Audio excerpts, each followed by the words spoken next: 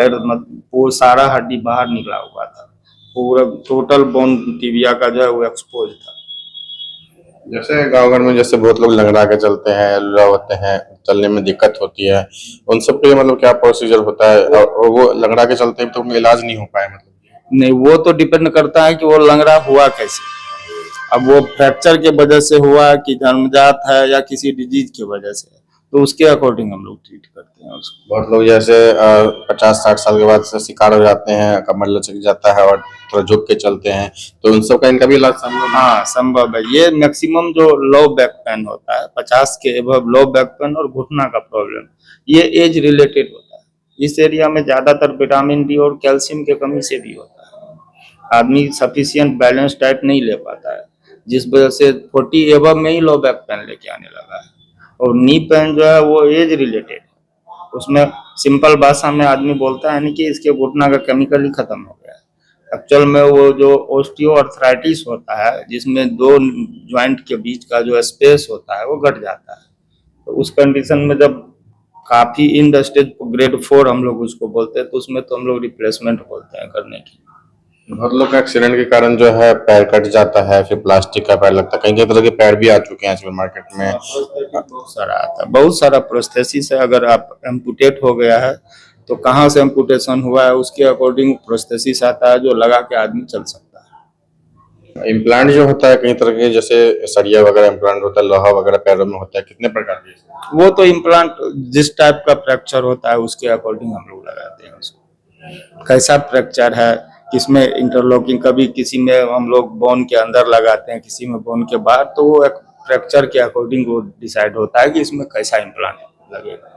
Official work में देखते हैं लोगों का रीढ़ का हड्डी ज्यादातर दर्द करता रहता है, बैठने की समस्या होती है, झुकने की समस्या होती है, इनके लिए मतलब किस तरह का खाना पीना ले हड्डी ताकि मजबूत रहे, और कब कब चेक करवा ले?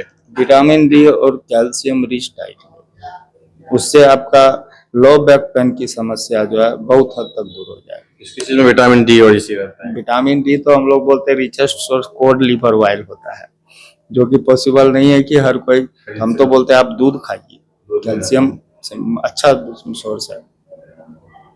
और जैसे कि हड्डी में जैसे फ्रैक्चर हो जाता है, कई बार जो है हड्डी टूट के जैसे गिर भी जाता है, हाथ अलग हो जाता है, उनको जोड़ने का भी मतलब काम है। हाँ, वही तो बोले कि किसी कंपाउंड फ्रैक्चर हम लोग उसी को बोलते हैं, कि उसमें हाथ एकदम टूट के सारा निकल जाता है, बोन बाहर आ जाता है, तोड़ के स्किन को पूरा रप्चर कर देता है, उसी को हम लोग कंपाउंड फ्रैक्चर बोलते हैं। बहुत सारा हम ट्रीट किए हैं यहाँ पे। नस में मतलब किस किस प्रकार का प्रॉब्लम हो सकता है? नस में तो नस जैसे कि लो बैक पेन का पेशेंट जो आता है, वो प्राय उसको बायलेटरल लोअर लिम्ब, दोनों लोअर लिम्ब में बोलता है कि एकदम कमर से दर्द स्टार्ट हुआ और पूरा पैर में आ रहा है, तो वो उसका कहीं ना कहीं नस कंप्रेस हो रहा है, नर्व कंप्रेस हो रहा है उसका, कहीं ना कहीं दब रहा है, तो उसका तो हम लोग करते ही हैं।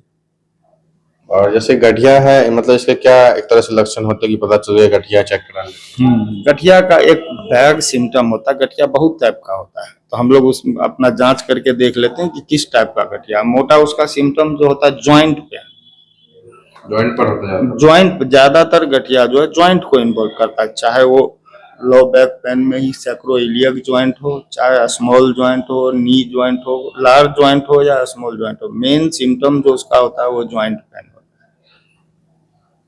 मतलब जितने भी अभी लोग हैं और उनको जैसे बच्चे से लेके जो 5-6 साल के हो चुके हैं और जो युवा हैं, किस किस प्रकार का डाइट रखने का मतलब आप लोग देना चाहेंगे सलाह की हड्डी मजबूत रहे? है। हड्डी मजबूत लेने के लिए बस कैल्शियम रिच डाइट और विटामिन डी, सनलाइट का सेवन जरूर करें। धूप मॉर्निंग आवर में 9 AM के आसपास का धूप सेकने से हम लोग को विटामिन डी मिल जाता है। दूसरा, फिजिकल एक्टिविटी बहुत ही नेसेसरी है बोन मजबूत होने, बहुत नेसेसरी है। अगर आप बोन को एज सच ऐसे ही लेटे लेटे पेशेंट रह जाए तो कितना भी डाइट ले फिर भी उसका बोन वीक हो जाता है, क्योंकि बोन स्ट्रांग होता ही है तब जब वो उस पर स्ट्रेस आता है, और स्ट्रेस जब हम लोग चलते फिरते हैं तभी आता है। तो वो नॉर्मल फिजियोलॉजिकल वर्क जो होता है ना वो करना चाहिए। फिजियो एक्सरसाइज बहुत जरूरी है। एक्सरसाइज करते रहे और हमेशा जो है कैल्शियम वगैरह लेते रहे टाइम टाइम पर, और बाकी किसी भी तरह की हड्डी नस कंडिया गठिया संबंधी किसी प्रकार का प्रॉब्लम अगर आपको लगता है तो श्री राम स्पाइन और ट्रॉमा सेंटर में आप लोग दिखा सकते हैं, जहाँ पर डॉक्टर सुनील कुमार आपको सही उपचार देके यहाँ से ठीक कर देंगे। जिला मधेपुरा से रंजन जसवाल रिपोर्ट। त्रिपुरा की खबरें इस टाइम में उपस्थित हूँ Shri Ram spine and trauma centre, जहाँ पे हमारे साथ बैठे हैं डॉक्टर सुनील कुमार जी। उनसे जानने की कोशिश करेंगे, जो स्पेशलिस्ट है, हड्डी, जोड़, नस एवं गठिया रोग विशेषज्ञ है।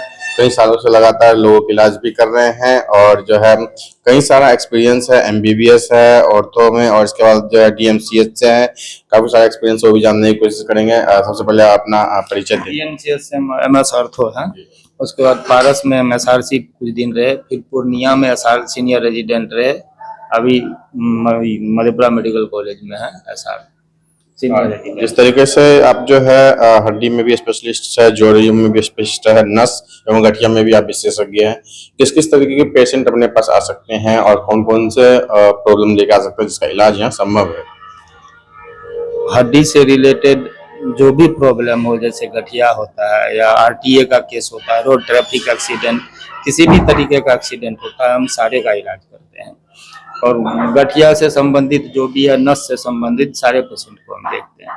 मेनली यहाँ जो अभी ज्यादातर पेशेंट जो आते हैं वो RTA का आता है, रोड ट्रैफिक एक्सीडेंट, जो कि यंग में बहुत ज्यादा हो रहा है। वो जो एक्सीडेंट हो रहा है वो कंपाउंड फ्रैक्चर हो रहा है, जिसका हैंडलिंग भी बहुत ही केयरफुली किया जाता है। जो अभी आप पेशेंट देखे वो भी कंपाउंड फ्रैक्चर था, वो मल्टीपल सेगमेंट में, उसका लेग में कम से कम 10 सेगमेंट है बोन का।